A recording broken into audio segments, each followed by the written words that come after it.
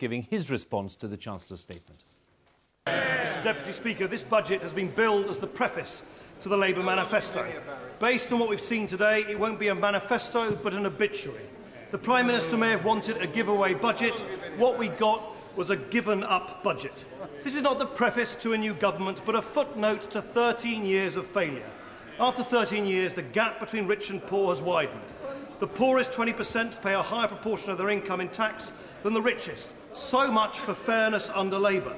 We've had the most prolonged recession since the 1930s, and the spectacle of state-owned banks doing deals which put British people out of work. We need real change. We needed a budget that gave us honesty on spending and fairness on taxation. We got neither. The spat we've just seen, where the Leader of the Opposition says that cuts should come now, is a phony war about when to make cuts to cover up the fact that they are both the same. Neither has the courage to come up with the details of the cuts we will need in the years ahead to tackle Britain's deficit. Neither is being straight with the British people about the tough times ahead. This budget was a budget in denial about the scale of change needed, about as honest as the CV of the Right Honourable Member for North Tyneside. It's built on growth figures that are unlikely to materialise. It's built on false comfort from a small drop in borrowing that doesn't affect the structural deficit. We're still borrowing £450 million every single day. And above all, it's a budget in denial about the unavoidable cuts and savings ahead. The Chancellor claims to have identified billions of pounds of cuts, but there's only real detail about a tiny fraction of the total. All the rest we've had today is insubstantial waffle about so-called efficiency savings and a tiny saving in the relocation of civil servants to places outside London. On the other side of the chamber, we've had tough talk about the need to be honest on the deficit. They have barely a fig leaf of detail to back up their claims. They say we need more than £40 billion of cuts by the end of the next Parliament, but have published details about just £2 billion. Their demands for honesty come straight from the Karl Rove School of Politics. Make the biggest fuss about the subject where you have the most to hide. Labour is in denial. The Conservatives are talking tough to cover the truth. They offer more of the same. We needed a budget that gave us honesty in spending and fairness in tax. We got neither. Liberal Democrats are putting our cards on the table. We have identified a first instalment of £15 billion of cuts that can be realised by 2012-2013. Saving £500 million a year by ending government contributions to child trust funds, saving £1.3 billion a year by stopping means-tested benefits for the top 20% of tax credit claimants, cancelling ID cards and second-generation biometric passports, saving £2.5 billion over the next Parliament, and making longer-term savings too by saying no to the like-for-like replacement of Trident. Savings which we will need to start implementing once the economy is strong enough to take the strain. The Chancellor could have made some of those choices today. So could he. But what do we hear from both of them? Nothing. Lots of noise and no honesty whatsoever. Mr. Speaker, one of the government's most shocking sleights of hand in recent months is to try to duck blame for the recession. Yes, there were global forces at play, but most of the problems started right here at home.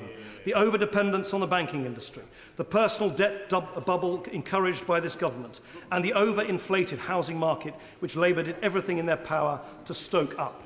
On the stamp duty reforms announced today, of course we welcome any moves to make the system more progressive. But with 1.8 million families still on a waiting list for an affordable home, it is quite astonishing that this budget was completely silent on the urgent need for more affordable homes for all. And he's added to this by a change to housing benefit announced today, which will make life impossible for low-income families in high-price areas like London. Labour should stop trying to kid people about this recession. They got us into it. Only by being honest about how we got into this mess will we ever be able to get out. Let me turn to a few of the details of the budget today. The Chancellor has only slightly modified his wildly over-optimistic growth forecast to 3 to 3.5% for 2011, against a consensus everywhere else from independent forecasters of 2%. He cannot bury his head in the sand over this just to hide the truth about how long it will take to reduce the deficit. The Chancellor spent a good portion of his speech boasting about the £11 billion he claims to have saved on unemployment costs and unexpected higher tax revenues. He's living in a fantasy land. This government still came in £167 billion over budget last year. That's no record to boast of. Someone living off their credit cards, thousands of pounds in debt, is not suddenly flush with cash just because their phone bill comes in slightly cheaper than he predicted. We are not better off. We are just ever so slightly less worse off. Even with unemployment lower than originally forecast, we'll still have more than 2 million people unemployed and 8 million economically inactive. Of course it's sensible at a time of mass unemployment to direct money to help especially young people. I only wish the Chancellor had the courage to go further and shorten the guarantee for young people from 6 months to 3 months. 1 in 5 young people are still out of work, and waiting around for 6 months before they get any help pushes many of them into a state of real desperation. I welcome, of course, the way he has more or less carbon copied our long-standing proposals for an infrastructure bank and support for green industries to stimulate more job creation. On fuel duty, I note the government's decision to stage future increases, but they're missing the point. There is a fundamental problem with fuel duty in rural areas where using a car is not a luxury but a necessity. The real priority should be to help rural areas, not just a staged reprieve. On one of the most shocking omissions from this budget was the failure to address the systemic failures in our banking system. We bailed out the banks to the tune of £1 trillion, and they are hoarding money that should instead be lent to businesses, killing off sound businesses and people's jobs. The banks are even helping support deals that put British people out of work, like the Kraft takeover of Cadbury. The failure to get the banks lending is the absolute centrepiece of the government's economic mismanagement. The Chancellor today promises new bank lending targets, but why should anyone believe a word he says after what happened last time he made promises like this? RBS and Lloyds were told to increase net lending by £27 billion. Instead, they decreased net lending by £41 billion. Moving to gross rather than net lending targets is a con that will let the banks off the hook again.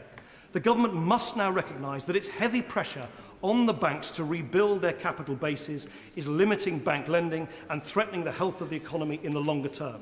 The banks end up hoarding money instead of lending it. The priority for the nationalised banks in particular should be putting money into the real economy, not into their balance sheets. Mr. Speaker, turning to bankers' bonuses, the government raised more than £2 billion, more money than it had expected from its tax. But that is because the banks refused to change their behaviour. It's amazing how much the banks are willing to pay back to get back to business as usual. A decent budget would have set out a plan to make sure that they can never get back to business as usual. We must ensure the high street banks on which families and small businesses depend are never again put at risk by the casino culture of investment banking. As the Governor of the Bank of England has repeatedly recommended, we need to separate high street and investment banking for good. And until this split can be introduced, the banks, all banks, will remain the beneficiaries of a unique, open-ended guarantee against failure from the taxpayer, a guarantee which they should pay for. And that's why last year we proposed a new levy of 10% on the profits of the banks until they can be split up. I'll give the Chancellor credit for at least some consistency. He has always opposed our plan for this, as he has done today. While the Conservatives, they first ruled it out, then they ruled it in, only for their latest proposed bank tax to fall apart in less than 24 hours. Both parties are wrong.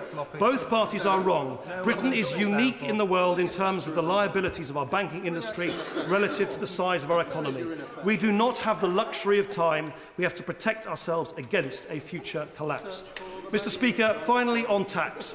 The other gross disappointment in this budget was the failure to make our tax system fair. Under Labour, the bottom 10% pay a staggering 48% of their income in tax, while the richest pay 34%. He took pride in saying today he would make no big announcements on tax. How can he look at a system like that and say, let's have more of the same? Indeed, his comments seem to suggest a freeze in income tax rates, which would, if earnings rise, once again hit the poorest hardest. So much for fairness under Labour. How can he happily accept that it's okay for a banker in the City of London to pay a far lower rate of tax on their capital gains than their cleaner does on their wages? So much for fairness under Labour. Liberal Democrats proposed the most radical tax reform in a generation, hardwiring fairness into Britain's taxes once and for all. We will ensure no one pays tax on the first £10,000 they earn, paid for by closing loopholes that unfairly benefit those at the top, a mansion tax and higher taxes on aircraft. That would mean complete freedom from income tax for 3.6 million more low earners and pensioners, and £700 in the pockets of tens of millions more. And crucially, it would be a down payment to the British people, who are about to take the brunt of the biggest fiscal contraction in post-war history. A declaration of intent. Yes, there will be change, but we guarantee it will be fair. Action on tax is the only way to ensure we can take people with us down the difficult road of deficit reduction. Only the Liberal Democrats are prepared to make real changes in tax to help the millions of people who simply need a break. Mr. Deputy Speaker, after 13 years of Labour, Britain is ready for something different. As we stand on the brink of an election campaign where everything is to play for, where the future of the country is at stake,